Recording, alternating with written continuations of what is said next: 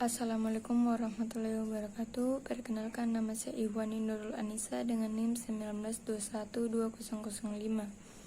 Saya akan menjelaskan tentang korupsi pada jasa konstruksi bangunan. Korupsi masih menjadi permasalahan yang terjadi di Indonesia. Berdasarkan Indeks Persepsi Korupsi atau IPK tahun 2018, Indonesia menempati posisi ke-89 dari 180 negara. Nilai yang didapatkan oleh Indonesia yakni 38 dengan skala 0 sampai 100. Semakin rendahnya nilai, maka semakin korup negaranya, begitupun sebaliknya. Apabila dibandingkan dengan tahun 2017, Indonesia menempati urutan ke-96 dengan nilai 37. Peningkatan 1 poin dalam IPK tidak menjadikan penegakan hukum dalam pemberantasan korupsi maksimal meskipun dari segi posisi meningkatkan. Kondisi ini juga perlu menjadi bahan evaluasi bagi aparat penegak hukum dalam penyusun strategi pemberantasan korupsi. Penegak hukum sebagai leading sektor dalam upaya pemberantasan korupsi telah diberikan fasilitas berupa infrastruktur serta anggaran oleh negara. Kepolisian memiliki sekitar 535 kantor di seluruh Indonesia, memiliki kewenangan menindak kasus korupsi.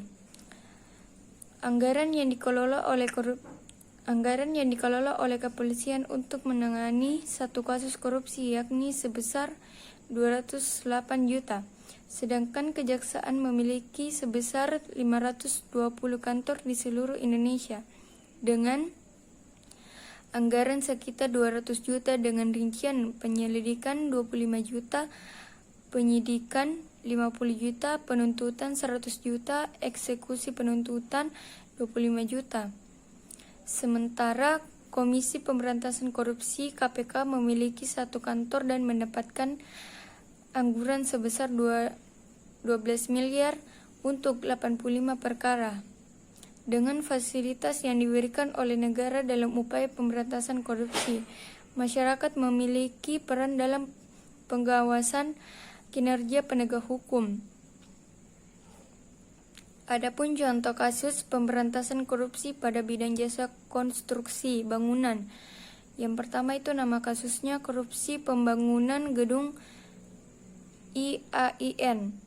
Jenis kasus penyelewangan atau penyalahgunaan uang negara yang terdapat dalam proyek pembangunan gedung IAIN untuk kebutuhan pribadi. Instansi yang terlibat pada ialah PT Legoa Nusantara. Berikut person yang terlibat sebanyak 3 orang. Yang pertama BG selaku PPK, BH selaku Direktur PT Legoa Nusantara. Yang ketiga EN selaku pemodal dan pengendalian pekerjaan. Adapun dari kerugian negara, yaitu kerugian negara ditaksir mencapai 10 miliar rupiah. Adapun dari hukumannya yaitu 8 tahun penjara, 6 bulan penjara. Dan adapun dari tanggapan saya menurut hukuman yang diberikan, menurut saya sebaiknya hukuman yang tepat diberikan oleh terdakwa kasus korupsi sebaiknya lebih berat agar ada efek jerah yang didapatkan oleh terdakwa, agar dia tidak mengulangi perbuatannya atau kesalahannya. Sebaiknya dihukum penjara selama 10 tahun dan wajib mengembalikan uang yang dia korupsi secara rinci atau cicilan maupun menjual aset pribadi miliknya. Sekian dari penjelasan saya tentang mengenai contoh kasus korupsi dalam bidang jasa konstruksi bangunan. Wassalamualaikum warahmatullahi wabarakatuh.